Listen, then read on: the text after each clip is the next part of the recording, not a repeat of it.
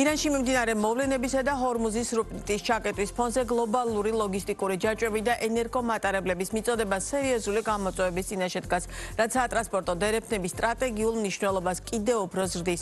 Როგორ შეიძლება შეიცვალოს ტვირთნაკადების ბალანსი და რა როლი შეიძლება შეასრულოს საქართველოს ახალ ეკონომიკურ რეალობაში თემაზე ვრცლად ხაზახურ ქართული ეკონომიკური გაერთიანების ტრანსპორტისა და ლოგისტიკის კომიტეტის თავმჯდომარესთან ლევან სულაბერძესთან ერთად ვისაუბრეთ. მოგესალმებით, ძალიან დიდი მადლობა გაცემის სტუმრობისთვის. ძალიან სამწუხარო მოვლენების ფონზე გვიწევს ბოლო პერიოდში მეტად ხშირად შეხვედრა, თუმცა ეს არის ის მიმართულებები, რომელსაც ჭირდება სერიოზული ანალიზი და საქართველოს მაყურებლისთვის, ქართველი მაყურებლისთვის იმ ინფორმაციის მიწოდება, თუ რა ხდება დღეს გლობალურ ეკონომიკაში, გლობალურ გადაზიდვის ჯაჭვებში, რომ მეტნაკლები წარმოდგენა გქონდეს რა მოვლენები მიმდინარეობს ჩვენს გარშემო ეკონომიკური კუთხით. თავდაპირველად მოვლენების შეფასება მინდა გთხოვოთ იმის გათვალისწინებით, რომ სრუტე ჩაკეტილია და ეს პროცესები ნავთობის ბაზრებზე რა ტიპის გავლენას ახდენს უკვე ვხედავთ. ოქროზე მე მგონია რომ ჯერ ბოლომდე ისე ასახული არ არის და სავარაუდოდ კიდევ უფრო ზრდას უნდა ვალოდოთ. ყოველ შემთხვევაში დილით აზიური ინდექსები მკვეთრად იყო დაცემული, ერთადერთი ჩინური ინდექსის შემთხვევაში იყო წონასწორობა შენარჩუნებული, თორე იაპონური ინდექსი მაგალითად დაცემული იყო, იგივე ხდებოდა ჰონკონგის მიმართულებით და ნახოთ როგორი იქნება ამერიკული ბირჟები, როდესაც გაიხსნება საღამოს. ეს ტენდენცია გლობალურად რა ტიპის რეალობის წინაშე გვაყენებს ყველას ერთად. მოგესალმებით კიდევ ერთხელ, მივესალმებით თქვენს მაყურებელს. მართლაც ძალიან რთული ვითარება და ანალიზისთვისაც რთულია, იმიტომ რომ ძნელია თუნდაც მოკლევადიანი, საშუალოვადიანი პროგნოზის გაკეთება, თუ როგორ და რითი გაგრძელდება ეს ყველაფერი. თუმცა ამ წუთას არსებული სიტუაციიდან გამომდინარე, შეგვიძლია გარკვეულად თვალი ვადევნოთ პროცესებს. ამ წუთას არსებული სიტუაცია მეთქი ვამბობდა, თქვენ აი შეიძლება ყოველ ერთ საათში იცვლებოდეს სიტუაცია, განსაკუთრებით ჰორმუზის სრუტესთან დაკავშირებით.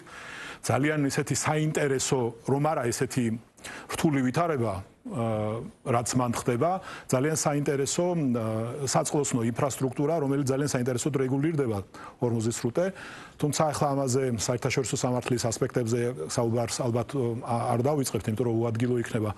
ვიცი ერთი რამ, რომ რა თქმა უნდა მისი მნიშვნელობიდან გამომდინარე, უკვე ყველაფერი აისახა, შეიძლება ითქვას, რომ ოფიციალურად ირანს გამოცხადებული არ აქვს, რომ სრუტე დახურულია, თუმცა უკვე მოხდა ძალიან ცუდი ინციდენტები გემებთან დაკავშირებით და შესაბამისად გემთფლობელები, ტვირთფლობელები უკვე თავს იკავებენ იქ გავლაში და დაახლოებით ამ წუთისთვის თუ არა დაახლოებით 2 საათის უკან დაახლოებით 150 გემი იდგა უკვე ღუზაზე იმის მოლოდინში, ჰორმუზის სრუტის ერთი თუ მეორე მიმართულებით გავლის მოლოდინში. და იმის მოლოდინში თუ რას მოაცხადებს უპირველეს ყოვლისა ირანული მხარე ამასთან დაკავშირებით, რა დამოკიდებულება იქნება. ბევრი ექსპერტი ამბობს, რომ თვითონ ირანსაც არ აწყობს ჰორმუზის სრუტის დაკეტვა და იმ ვითარების შექმნა, როცა საერთოდ შეწყდება ნავთობპროდუქტებით ვაჭრობა, იმიტომ რომ ეს დაარტყამს უპირველეს ყოვლისა მათ ძირითად მომხმარებლებს, ეს არის ინდოეთი და ჩინეთი. თუმცა თუ არ ვისაუბრებთ მხოლოდ ირანზე და სპარსეთის ყურის ყველა ქვეყანაზე ვისაუბრებთ, ეს ძალიან დაარტყამს გაზის მსოფლიოში მეორე მომარაგებელს და მომარაგებელს ყატარს და სხვა ნავთობმომპოვებულ ქვეყნებს, რომლებიც ამარაგებენ ასევე იაპონიას, დასავლეთ ევროპას, ამერიკას და ასე შემდეგ. ჩემი უკვე იყო საუბარი, რომ იგივე ეს პროცესები ევროპაში გაზის საფასურის კიდევ უფრო მკვეთრ ზრდას გამოიწვევს 130%-იან მატებაზეც საუბრობთ. სავარაუდოდ ესეა, თუ ეს მასაჩის ანალიტიკური ინფორმაცია იყო გავრცელებული. სავარაუდოდ ესეა, თუ ყველაფერი დამოკიდებულია იმაზე, თუ რამდენად დიდხანს გაგრძელდება ეს პროცესები ირანში და ბაზარი რაც გაინახავს. 4 კვირა სულ მცირე. 4 კვირა არის ის პერიოდი, რომელმაც შეიძლება დიდი გავლენა მოახდინოს ამ ყველაფერზე. იმედი ვიქონიოთ, რომ ალბათ შეიძლება ეს ყველაფერი უფრო სწრაფადაც დამთავრდეს.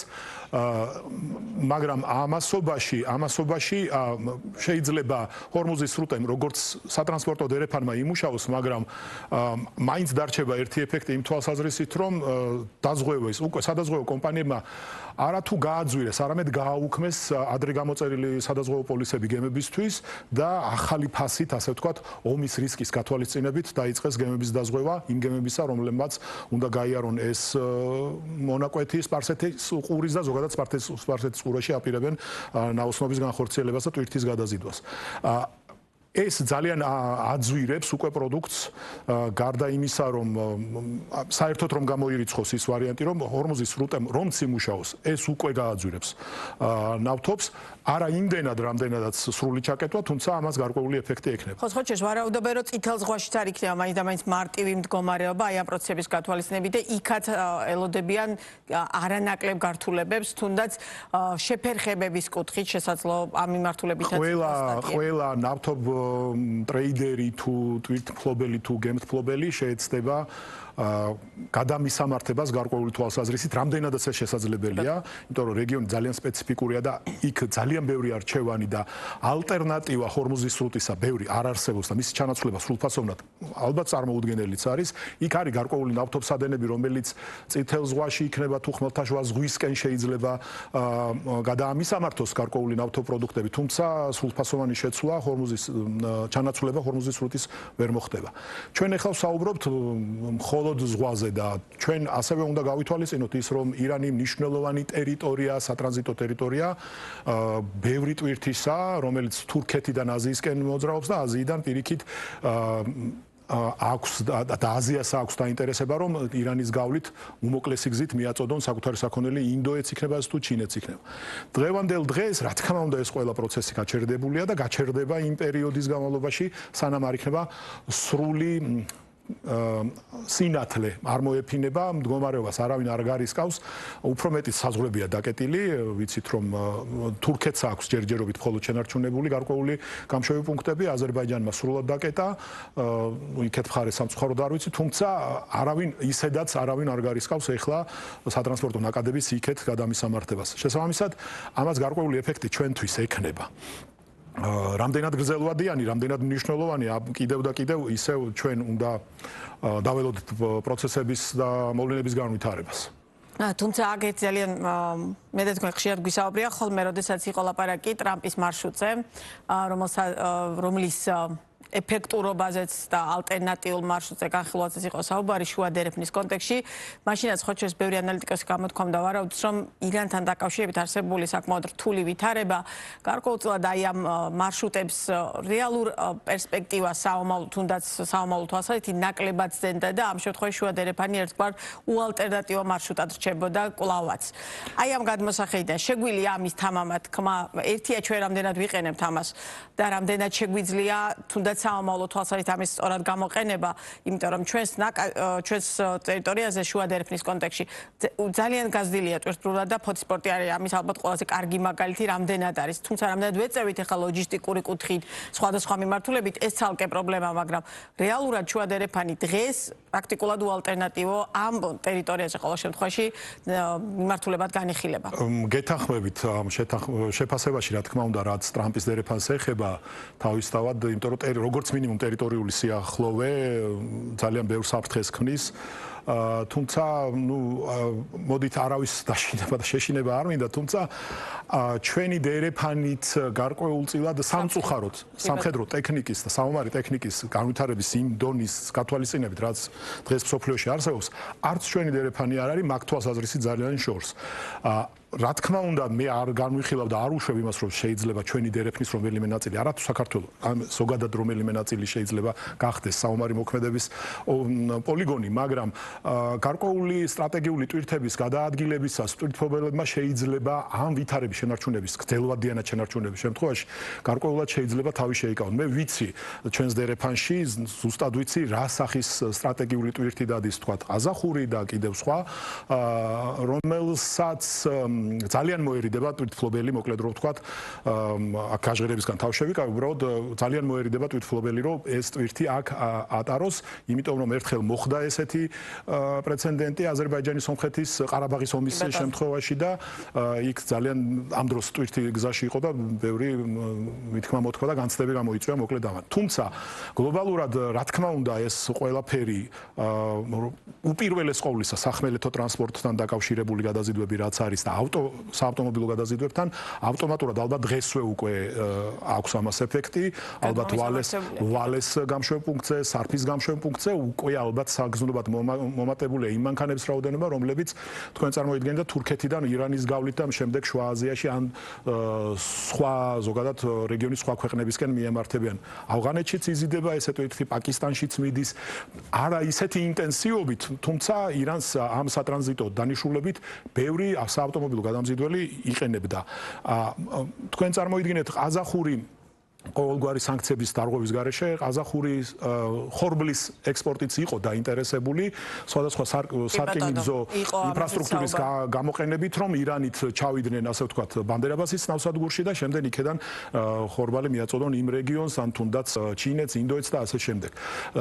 ეს ეფექტი კიდევ ვამბობ დღეს მე ყოველ შემთხვევაში გამიჭირდება იმის პროგნოზირება, რამდენად გრძელვადიანი და რამდენად გლობალური იქნება და ეს ყველაფერი დამოკიდებული იქნება ხანგრძლივობაზე ამ პროცესების, რაც ირანში ხდება. და ჩვენი საუბრის ბოლოს ერთი ძალიან მნიშვნელოვანი თემა ეს ეხება თვითონ არაბულ სამყაროს, რომელიც აქამდე ყოველ შემთხვევაში განცდა ჰქონდა, რომ იგივე ქუვეითი და თვითონ საუდის არაბეთი ეკონომიკური თუ პოლიტიკური თუ ყველა კუთხით იყო იმდენად სტაბილური, რომ ეს იყო ერთ-ერთი მნიშვნელოვანი ფინანსური წყარო და ასე შემდგომ და მთელი მსოფლიო თითქოს ისწრაფოდა, რომ პირობითად ამ შემთხვევაში დუბაიში აეშენებინა რაღაც ან დეველოპერს არ ვიცნობ, მე მათ შორის ქართველს, რომელსაც სურვილი არ აქვს, რომ ფინანსური რესურსის ან მქონი შემთხვევაში, რომ დავუშვათ დუბაიში არ აეშენებინა, ააშენოს დავუშვათ ესა თუ ის ობიექტი, იმიტომ რომ რაღაც ესეთი რეალობა ასეთი ქონდა ბოლოს 60-70 წლის განმავლობაში, ხო? ესეთი მოცემულობა გვაქვს.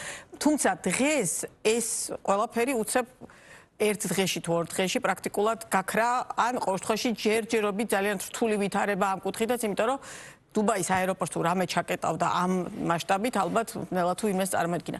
ეს იმის გათვალისწინებით, რომ ჩვენ ეკონომიკური კუთხით ძალიან აქტიური ურთიერთობა გვაქვს არაბულ სამყაროსთან, ამ ქვეყნებთან. ეს რა ტიპის გავლენას იქონიებს საქართველოს ეკონომიკას? ამ ორი დღის განმავლობაში რა თქმა უნდა, საქმეში ჩაუხედავი ჩემნაირად, ჩემი მეგობრები ყველა გაუგნებული კითხულობს, რატომ ქალაქები, რატომ სამოქალაქო ობიექტები, აეროპორტები და ასე შემდეგ. ჩემი აზრით, ეს აქცენტი, რასაც თქვენ გაუსვით ხაზი, ეს არის გარკვეული დარტყმა იმ ბიზნეს გარემოზე, რომელიც იქ არის, გარკვეული შურისძიება, არ ვიცი როგორ სხვა რა დავარქვა, რასაც თავისი გავლენა გრძელვადიან პერსპექტივაში ექნება ალბათ, იმიტომ რომ ის ხელგაშლილობა, ასე ვთქვათ, რომელიც ბიზნესს ახასიათებდა ამ რეგიონში ინვესტიციების და განსაკუთრებით უძრავი ქონების მიმართულებით, ალბათ გარკვეულწილად დაზარალდება ის ინვესტიციები. ყოველ შემთხვევაში გარკვეული პერიოდი, ამას შეიძლება 2 ან 3 წლიანი ეფექტიც კი ქონდეს. გარკვეულწილად შეიძლება ეს ეფექტი შემცირდეს. ცუდი ის არის, რომ ჯებელ-ალის ძალიან მნიშვნელოვანი ნავსადგური, რეგიონისთვის ძალიან მნიშვნელოვანი ნავსადგური გაჩერდა, რომელიც არის გარკვეული ჰაბიც კი საკონტეინერო და იქედან ბევრი რამ ნაწილდება. არა მარტო იმ რეგიონისთვის, ჩვენთვისაც ძალიან მნიშვნელოვანია, ვაჭრობთ ამ ქვეყნებთან ამ ნავსადგურის მეშვეობით, თუმცა მე მგონი, ეხლა რაც გამოქვეყნდა ყოველ შემთხვევაში იმ სურათებიდან გამომდინარე, ნავსადგურის ფუნქციონირებას ხელი არ უნდა შეეშალოს, უბრალოდ ეხლა გაჩერდა, ვინაიდან დარტყმები არის, მოსალოდნელი ან საფრთხე არსებობს, თორემ ტექნიკური შესაძლებლობები ჯებელ-ალის ნავსადგურში შენარჩუნებულია და როგორც კი სიტუაცია დამშვიდდება, ალბათ გაგრძელდება მუშაობა. აბუ-დაბის ჩემი მეგობრები არიან ერთგანაც, მეორეგანაც და აბუ-დაბის აეროპორტში რაღაც მოძრაობები უკვე სასიკეთო შეინიშნება, შეიძლება ამუშავდეს კიდეც. აბუ-დაბის პორტთან ჩვენი ძალიან აქტიური თანამშრომლობა, მათ შორის მშრალი პორტის ამ შემთხვევაში და ასეთი ჭიდრო ეკონომიკური თანამშრომლობა პირდაპირ მნიშვნელობით ჩვენთვის ძალიან მტკივნეულია და თან ეკონომიკურად შეიძლება ძალიან მნიშვნელოვანი ზარალიც მივიღოთ საბოლოო ჯამში. იმედი ვიქონიოთ, რომ ასე არ იქნება. ასე არ იქნება, ამან შეიძლება ჩვენს ეკონომიკურ ურთიერთობაზე დიდი გავლენა ვერ მოახდინოს, თუმცა რეგიონს ძალიან დააზარალებს, გაძვირდება სერვისები, გაძვირდება ჩვენთვის პროდუქცია, იქიდან მომავალი, იმიტომ რომ გაძვირდება როგორც მინიმუმ საკონტეინერო გადაზიდვები იმ რეგიონიდან საქართველოს მიმართულებით და ნებისმიერი სხვა მიმართულებით და ამას ექნება იწლება თავისი ამგვარი ეფექტი. კი ბატონო, და კიდევ ერთი. სამწუხარო პროცესები ბიზნესს გარკვეულწად უბიზგებს, ახალი რეალობის წინაშე აყენებს ხოლმე და მათ შორის კი რუსეთ-უკრაინის ომის გათვალისწინებით, მათ შორის გადამზიდავებმა მოახერხეს, რომ აი ეს მიწოდების ჯაჭვები ისე გადაეწყოთ, რომ რეალურად ძალიან ინტენსიური საბაჭრო ეკონომიკური ურთიერთობები პრინციპში გაგრძელდა.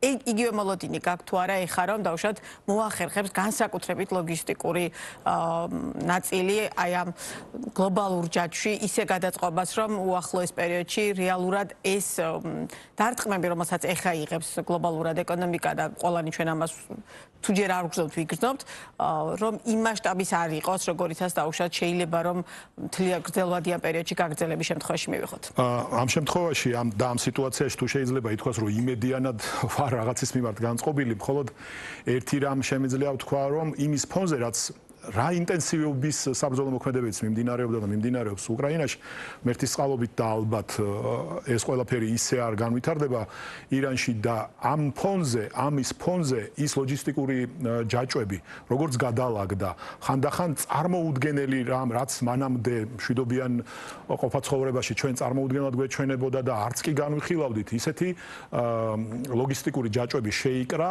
და ყველაფერ ამაზე გავლენას ახდენს ეკონომიკური მიზანშეწონილობა. თუ ის ლოჯისტიკური ჯაჭვი ამ ვითარებაშიც ამართლებს, აძლევს ტვირთმფლობელს იქნება თუ გადამზიდველს იმის საშუალებას, რომ ეს სერვისი შექმნას და მერე ბაზარს მიაწოდოს, ეს აუცილებლად დაალაგდება. გააუცილებლად რაღაც სერვისები დაიკარგება, თუმცა ჩრდილოეთის დერეფანი ამ შემთხვევაში მიუხედავად სანქცირებული, მიუხედავად იმისა, რომ ეხლა იქ მაინც არის ტვირთების საკმაოდ სოლიდური რაოდენობის მოძრაობა, შეიძლება თუ არა აი ამ ყველაფერმა დანარჩენ მსოფლიოს უბიძგოს, რომ ეს დერეფანი კვლავაც ისევ აქტუალური გახადონ. ირანი იყო, არის, მოდი ესე ვთქვათ, ნაწილი სამხრეთ ჩრდილოეთი დერეფნისა, რომელიც შემდეგ გარკვეულწილად შუაში აზერბაიჯანზე გადის და ამას ძალიან კარგად იყენებს ჩვენი ჩრდილოელი მეზობელი თავისი მიზნებისთვის. ეხლა თუ ის და გარკვეული ინფრასტრუქტურა აზერბაიჯანის და ირანის საზღვარზე სარკინიგზო ინფრასტრუქტურა მათ შექმნილი აქვთ უკვე ბევრი წელია და ის საკმაოდ წარმატებით სწორედ ამ მიმართულების გათვალისწინებით მუშაობდა. ეხლა ეს აბსოლუტურად გაჩერდება, იმიტომ რომ ვიცით რომ აზერბაიჯანმა საზღვარი დაკეტა და დაიწყება განხილვები იმისა თუ როგორ უნდა იმოძრაოს მათთვის საინტერესო ტვირთმა. რუსებისთვის და რუსეთისთვის საინტერესო ტვირთმა. ჩვენ ამ შემთხვევაში ჩვენზე მოთხოვნა ამ შემთხვევაში არ ამგონია აქტუალური იყოს, იმიტომ რომ ალბათ ისინი ცოტა სხვა მიმართულებით დაიწყებენ ჩინური შორეული აღმოსავლეთის ზაფხულის დადგომასთან ერთად შორეული აღმოსავლეთის რუსული ნავსადგურების გამოყენებას დაიწყებენ. ალბათ ისინი არსებობს მაგის გარკვეული რუსული ინფრასტრუქტურა საკონტეინერო გადამზიდველი რეალურად ამ სამწუხარო პროცესით რუსეთი უხეშად რო თქვათ ამ პროცესებით გარკვეული ინფრასტრუქტურა, გარკვეული მიმართულებები აქ ამუშავდება ან გააქტიურდება და მაგრამ ამასაც გარკვეული პირობები და წინაპირობები ჭირდება და ხელშემწყობი პირობები ყველაფერი თქვათ ზამთარში ვერ მოხდება, ამას ბუნებრივი პირობებიც უნდა უწყობდეს ხელს და ასე შემდეგ. მოკლედ ეს თუ რა სურათს მივიღებთ თუნდაც იმ 4 კვირაში უნდა გამოჩნდეს, როცა ეს ყველაფერი დამთავრდება, ან უფრო ადრე იმედია და შემდეგ, მაგრამ მე არ მგონია რომ თუნდაც რომ ხვალვე დამთავრდეს ყველაფერი, ეს უკვე მოახდენს გავლენას და ბევრი რამ ისედაც გადალაგდება ნებისმიერ შემთხვევაში. ძალიან დიდი მადლობა საინტერესო ანალიზისთვის და კვლავაც სიამოვნებით გიმასპინძლებთ ბიზნეს პარტნიორის ეთერში ამ და სხვა აქტუალურ თემებზე სასაუბრად.